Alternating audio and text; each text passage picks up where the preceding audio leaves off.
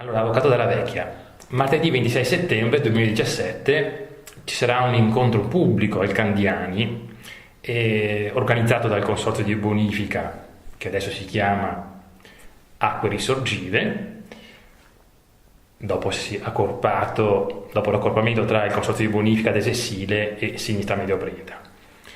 Secondo lei è un evento questo che stiamo celebrando solo di natura, come dire, è celebrativo, denso di retorica, oppure addirittura improntato alla rimozione, cioè si fa, ma in realtà insomma abbiamo già dimenticato quello che è stato fatto, o c'è stata una reale e sincera rielaborazione critica delle problematiche legate alla gestione del territorio. E poi i protagonisti di allora, ecco, che ci misero la faccia, no?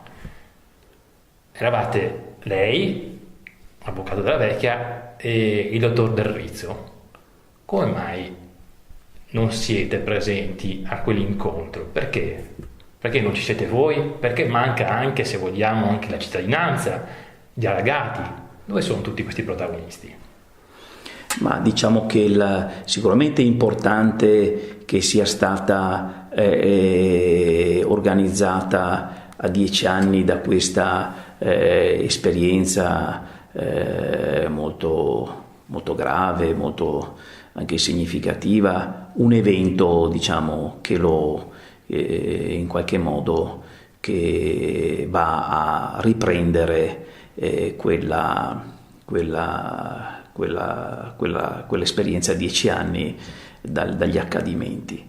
Sicuramente il consorzio è cosa altra rispetto all'allora Consorzio di Bonifica Desessile, perché oggi il Consorzio Acque Risorgive è un ente molto più grande, molto più importante, perché con la razionalizzazione dei consorzi ha un territorio ancora più vasto.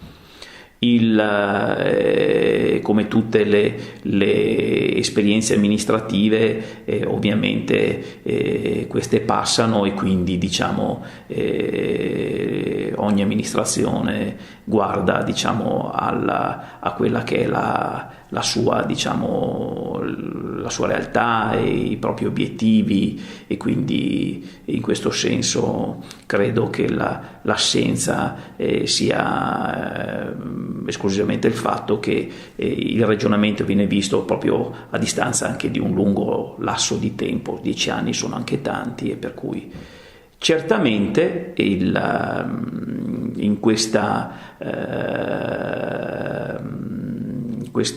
giornata, diciamo, di incontro, più che la presenza mia o dell'allora dirigente, sarebbe significativa proprio per la presenza dei cittadini, allora costituitisi in tanti comitati con i loro rappresentanti, perché sicuramente questa è stata una delle pagine più interessanti.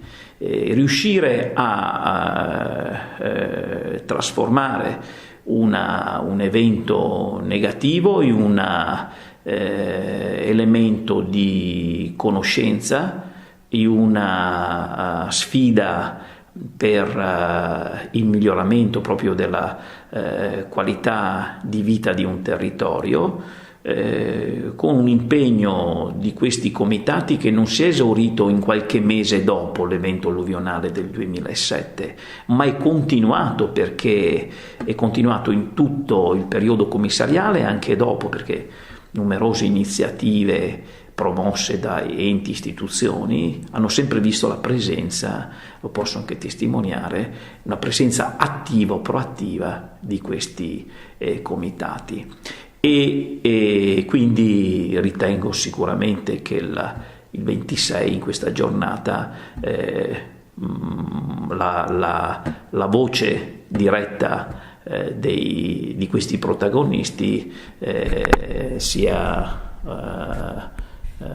ecco, forse l'elemento che manca nelle tante relazioni, e spero che, appunto, anzi sono convinto che in coda al convegno possa essere tenuta in considerazione anche qualche ricordo e qualche esperienza di questo impegno, appunto, costituitosi, dicevo, dal basso, con una proposta che non fu soltanto quello della critica o della polemica fine a se stessa, ma fu proprio della critica e poi proposta.